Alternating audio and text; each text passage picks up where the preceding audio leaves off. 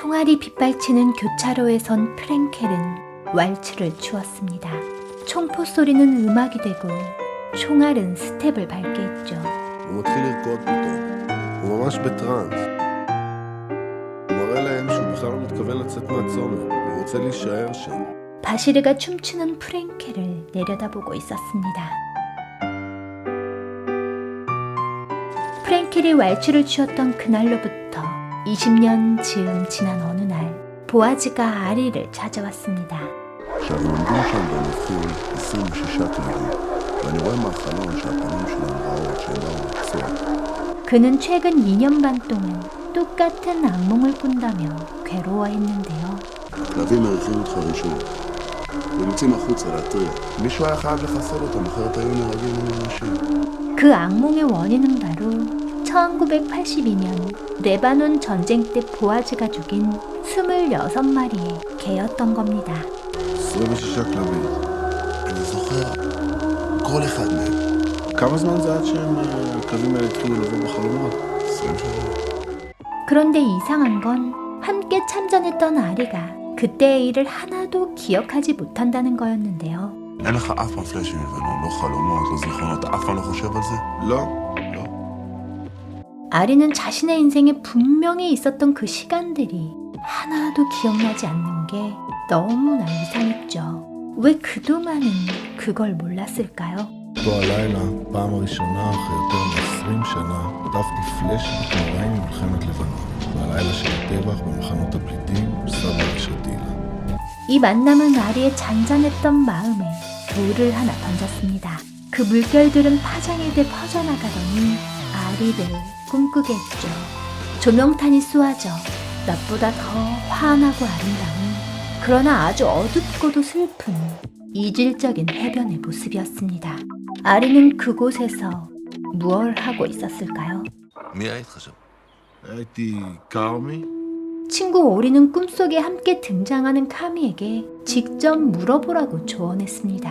ולא נראה לך קצת מסוכן שאולי אני אגלה לעצמי דברים שאני לא רוצה לדעת? אתה תגלה דברים, חשוב לך לדעת, דברים שאתה רוצה לדעת, והפעילים שאתה לא רוצה להיכנס אליהם. אתה תגיע בדיוק לאן שאתה צריך להגיע עם הזיכרון. 공부를 워낙 잘해서 훗날 노벨 물리상을 받을 거라 예상했던 카미는 전쟁 당시를 이렇게 회상했는데요. אז הייתי חייב להוכיח לכולם, להיות יותר פייטר, יותר ארס, יותר גיבור. 그러나 막상 전쟁이 시작되자 두려움이 덮쳐왔습니다. אז אני עושה על הסיפון ונרדם. תמיד אני נרדם שיש לי פחדים. עד היום אני כזה, נופל לשינה והזיה. 그리고 그 환각 속에서 방금 전까지 자신이 타고 있던 보트가 불타는 꿈을 꾸었습니다. 마치 지금 일어나고 있는 전쟁이 내일이 아닌 것처럼 따뜻한 품에 안겨 영화를 보기라도 하듯 그렇게 바라봤습니다. תגיד לי, בשביל מה באת? אני איבדתי את הזיכרון. כל התקופה הזאת של המלחמה בלבנון, אני פשוט לא זוכר משם שום דבר. 카미를 만나고 돌아오는 길, 갑자기 기억들이 되살아나기 시작했는데요. זה היום הראשון של המלחמה. אני בקושי בן 19, עוד לא התחלתי להתגלח. 마치 영혼이 떠난 사람처럼 기계적으로 총을 쏘아댔죠. מה לעשות? מה לעשות? למה לא אמרנו מה לעשות? תירה. על מי? מאיפה אני יודע? אני פשוט תירה. 그리고 밤이 되면 장교가 시키는 대로 시체와 부상자를 내다버렸습니다. תשפוך אותם, תשפוך אותם. כן, תשפוך אותם. איפה אני אשפוך אותם? מאיפה אני יודע איפה תשפוך אותם? פשוט תיקח אותם ותשפוך אותם. אולי תשפוך אותם איפה שיש אור גדול. 어떻게 그렇게 극적인 사건들이 기억나지 않을 수가 있을까요? מצבים דיסוציאטיביים, שבן אדם נמצא באיזושהי סיטואציה והוא מרגיש שהוא מחוץ לסיטואציה. 로니는 여행을 떠나는 기분으로 전차를 타고 달렸습니다. טיול, צלמנו לפני, בדיחות, סיפורים, היה לנו קצת זמן להשתעשע לפני היציאה. 그러나 공격은, 전쟁은 갑자기 시작됐죠. אחרי דקה או שתיים שמענו עוד מצב. רצתי בצורה מהירות עצומה, בצורה של זגזגים לכיוון הים. 아군은 모두 죽거나 후퇴해버리고 로니만이 간신히 바위 뒤로 몸을 숨겼습니다. זהו, ואמרתי, טוב, אני עכשיו מחכה עד לחשיכה. שחיתי פנימה, אמרתי, אני לא אשחק קרוב מאוד כדי שלא יראו אותי, אז ממש שחיתי פנימה לתוך הים. 밤이 새도록 온몸이 탈진할 때까지 수영하고 또 수영했습니다. 살기 위해 버둥거렸습니다. או הכוחות שלי ייגמרו ואני אטבע, או שמישהו יזהה אותי ויירה לעברי ויחסל אותי. 살지 못할까봐 두려움이 밀려왔습니다. אחרי שחזרתי לא שנטשו אותי, אלא שאני נטשתי את החברים איכשהו, שלא הצליח, בוא נגיד ככה, לעזור לחברים. 나 혼자 살겠다고 전쟁에서 도망친 인간이 된 듯한 기분이 들었죠. אני מרגיש תחושות של אשמה שאני עולה לקבר של מישהו שהיה איתי ולא עשיתי מספיק. 아리는 군대 동료와 심리치료사 등 많은 사람들을 만나면서 지워진 기억의 퍼즐을 맞춰갔는데요. דברים מתחילים לחזור אליי, עשיתי סיבוב, פגשתי אנשים שהיו איתי, יש לי כבר כמעט את כל התמונות. 그러다 어느 순간 사브라와 샤틸라 학살이란 막다른 골목에 서게 됐죠. אתה היית איתי שם? אני לא יודע, לא זוכר שום דבר שקשור לטבח. 카미도 사브라와 샤틸라 학살에 대해선 기억하지 못했는데요. תשמע, אני הגעתי לסוג של גדר, והצלחתי למצוא זיכרון אחד אמיתי של מישהו אחר שאני מחובר אליו. 사브라와 샤틸라 학살을 기억하는 사람은 어디에도 없었습니다. 무엇이 그리도 견디기 힘들어 아리의 무의식은 스스로 기억을 삭제했을까요? 그날, 그 밤, 무슨 일이 있었던 걸까요? 오늘 소개해드린 영화는 바시르와 왈츠를입니다. 아리 폴만 감독님의 자전적 얘기를 다룬 다큐멘터리 애니메이션 영화인데요. 1982년 이스라엘군의 레바논 침공과 그 과정에서 있었던 사브라와 샤틸라 학살을 소재로 전쟁의 참상을 묘사한 작품입니다. 아리 폴만 감독님은 1982년 레바논 전쟁에 참전했고 사브라와 샤틸라 학살을 겪었던 인물인데요. 그러나 26마리의 개에게 쫓기는 보아즈의 악몽을 듣게 됐을 때 자신이 그때의 일을 기억하지 못한다는 것조차 기억하지 못했던 지난 20여 년의 세월을 깨닫게 되죠. 그게 너무도 이상해 잊혀진 자신의 과거를 파헤쳐가기 시작합니다. 사브라와 샤틸라 학살 사건은 자신들의 우상이었던 바시르가 폭탄 테러로 죽자 팔랑의 민병대원들이 팔레스타인 난민촌 사브라와 샤틸라에서 3천여 명에 이르는 난민을 무자비하게 학살했던 복수국을 말합니다. 당시 이스라엘군이 이 상황을 알면서도 묵인했다. 아니 정말 몰랐다.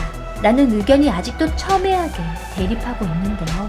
이렇듯 예민한 문제를 다룬 바시르와 왈츠룰은 사브라와 샤틸라 학살에 대한 책임을 회피해온 이스라엘 정부의 전형적인 입장을 대변한다고 공격받기도 했습니다. 사브라와 샤틸라 학살에 대한 이스라엘군의 역할과 책임에 대해 좀 더 분명히 짚고 넘어갔어야 했다는 거죠. 또한 누군간 바시르와 왈츠룰이 이스라엘을 나쁘게 묘사해서 유대인 사회에 악영향을 끼친다고도 말합니다. 또 누군간 이도저도 아닌 어정쩡하게 끝난 영화라고 비판하는데요. 언제나 수많은 다른 의견들은 존재하겠죠. 그러나 얼마나 고통스러웠으면 스스로 기억을 삭제해버렸을까? 그 너머의 진실을 본다는 건 얼마나 큰 용기가 필요할까?